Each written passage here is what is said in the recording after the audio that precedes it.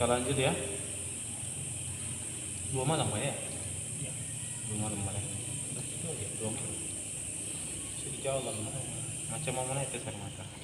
Jadi bagaimana sudah aman? Hah? Aman, sudah baik ya? Alhamdulillah. Coba ke dokter kemarin diurus juga Sakit? Sakit apa? demam kan anak-anak kan. Kemarin itu kita sampai di apa sih kemarin? Ya, masih lanjut takdir kemudian.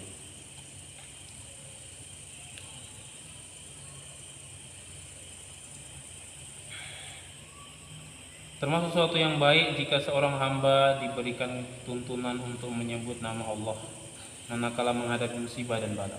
Ya, ada kebaikan jika dia mendapat musibah, tapi dia sama Allah Subhanahu Wa Taala diberikan tuntunan untuk semakin dekat sama Allah.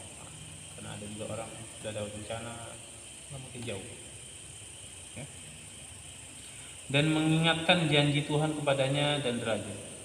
Kebaikan dan pengampunan dosa. Jadi orang yang sabar kalau ada bencana dan musibah bisa pahala.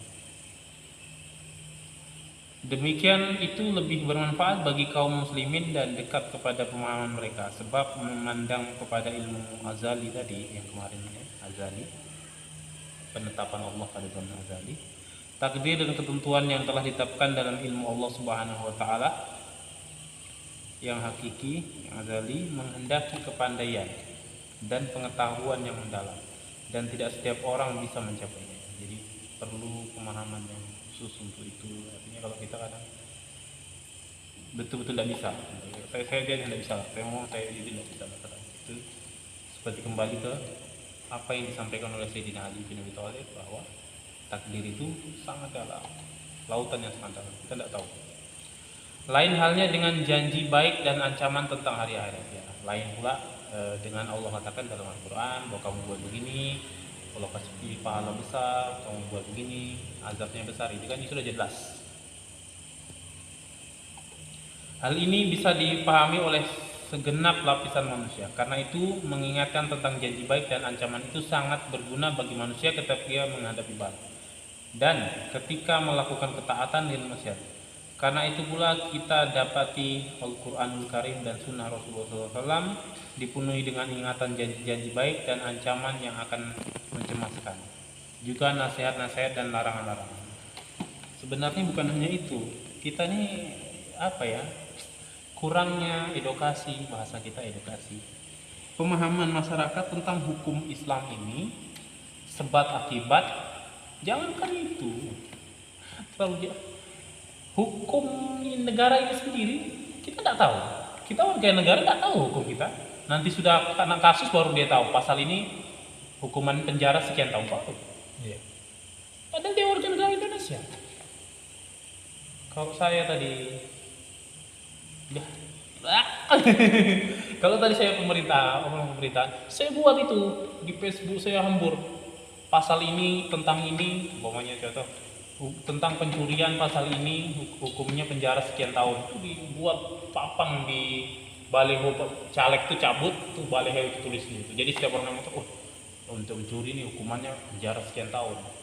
Ini untuk negara ya. Nah termasuk kita ini juga seharusnya kita harus ada menyampaikan kepada masyarakat. Ya kita lewat ini sudah ada membahas, tapi kurang efektif. Saya tidak bilang kurang efektif, maksudnya masih kurang karena masyarakat ini tidak semuanya datang ke masjid. Nah makanya kita ada menyampaikan apa yang bisa kita sampaikan untuk masalah hukum, ini boleh, tidak boleh, ini haram, ini dosa, ini begini. Ya bagaimana caranya lah. Ya masalahnya sibuk ya kita. Lanjut ya. Renungkanlah dan pahamilah uraian itu, semoga Allah Subhanahu Wa Taala memimpin kita di jalan yang benar. Amin. Bertakwalah kepada Allah, sesungguhnya Allah mencintai orang-orang yang bertakwa kepadanya. Tiada daya dan upaya melainkan dari hadirat Allah yang maha tinggi lagi maha besar.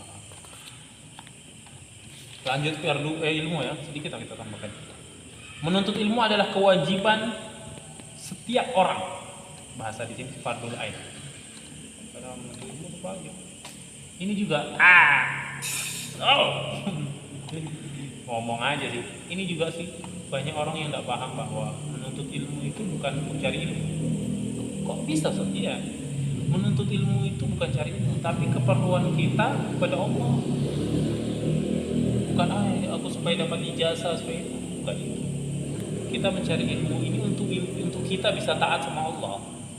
Bagaimana dia mau sholat duha kalau dia tidak tahu caranya, tidak tahu doanya, tidak tahu waktunya. Nanti sholat duha dia jam 2 malam, ya kan?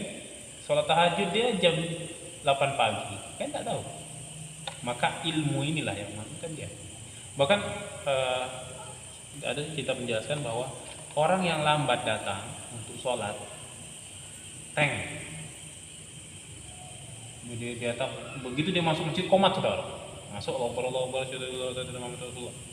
sholat dulu, langsung sholat dulu kan, tidak mungkin dia sholat sunnah dulu kan, masuk ke komat. Selesai dia sholat duhur tadi, boleh dia sholat sunnah sebelum duhur, selagi masih ada waktu itu. Kita kan banyak orang tidak tahu, sudah aku tadi lambat, tidak sempat aku sholat sunnah. Iya, tetap dia habis sholat duhur tadi, ba'da duhur dia kerjakan atau dia mau setelah duhur dia kerjakan, boleh. Niatnya sama dia. Sama niatnya. Dia waktunya kapan sholat sunnah itu dia? Selagi waktu itu masih ada. Maksudnya bukan waktu 24 jam. Selagi waktu duhur masih ada atau selagi waktu asar masih ada. Kadang orang aduh, lambat aku tidak sempat aku sholat sunnah. Tidak paham ya, berarti tidak kurang baca. Wah, gayalah. Ya, pahamlah banyak hal seperti itu. Yang termasuk kemarin yang saya bilang bahwa ada seseorang yang dia jamu sholatnya di jalan atau mungkin dia kosor dalam perjalanan jauh, tapi dia lari dari hutang. Tidak sah sholat jamak kosor kan? Maksiat, perjalanan maksiat tidak diterima, sholat jamak kosor tidak sah. Kalau perjalanan lari dari hutang itu maksiat. Kalau mau kita lebih dalam ya, kadang saya mikir Allah halal kayak yang saya makan ini, karena apa namanya itu betul harus dijaga makanannya. Ada lain pula yang kita bahas. Ketahuilah semoga Allah Subhanahu wa taala mengaruniakan kepada kita sifat-sifat keyakinan dan memimpin kita ke jalan orang-orang yang bertakwa, bahwa melengkapi diri dengan ilmu pengetahuan adalah fardu ain. Fardu ain itu artinya berdosa kalau dalam belajar. Artinya orang yang sering sudah saya katakan bahwa orang yang belajar sholat tapi dia tidak sholat, dia hanya dosa satu, meninggalkan sholat. Tapi orang yang tidak belajar sholat, sudah pasti dia tidak sholat, dua ada dosanya. Dia tidak tahu sholat, tidak sholat lagi. Bahkan bisa jadi tiga. Itu tadi, jangan sampai dosa di atas dosa. Tadi kemarin sudah kan? Ya. Atas setiap muslim dan muslimah, ya wajib. Kita punya anak harus kita didik belajarnya. Harus. Untuk tidak ada alasan untuk tidak belajar ya, atau mengabaikannya. Adapun ilmu pengetahuan yang kami maksud adalah ilmu yang tanpanya tidak akan sah iman dan Islam kita ya. Nanti sebenarnya ilmu itu ada pembagian, ada ilmu wajib tentang sholat itu wajib, tentang wudhu wajib belajar, karena sholat wajib, zakat wajib. Itu belajarnya itu belajar yang wajib itu wajib. Nanti ada ilmu sunnah, ya kan? Ilmu sunnah. Ada nanti ilmu yang makruh, ada ilmu yang haram dipelajari, ya kan? Ilmu santet, ilmu banyak ilmu yang cara mencuri, taktik mencuri itu ada. Kami pernah mendapatkan itu dari orang-orang yang ahli-ahli itu cerita sama kami bahwa begini caranya. Salah satunya dia bilang kalau mau pergi itu waktu orang rame-rame pergi ke tempatnya. Jadi kita belajar kita orang mencuri lah. Jadi kalau kita berangkat pas rame, pas pulangnya pas orang sepi kan. Lalu kita pas berangkat sepi, pulang rame orang, nanya bawa barang kita orangnya. Gitulah kurang lebih yang kami. Itu tapi yang tidak boleh dipraktekkan. Nah, ada namanya sebenarnya di dalam universitas itu ada namanya kriminologi, ilmu kriminologi, mempelajari tentang kriminal, apa kejahatan. Untuk apa? Bukan dia mau menjadi penjahat, perampok, enggak, atau apa. Dia belajar ini untuk mengungkap kasus-kasus kejahatan kriminal. Wah, jadi mereka nanti di Interpol dan lain-lain. Sampai situ belum pembahasan. Jauh banget Pak. Bismillahirrahmanirrahim. Wa mustadatu kama qara'na wa naqulu bi subhanaka wa bihamdika asyhadu an la ilaha illa anta astaghfiruka wa atubu ilaik.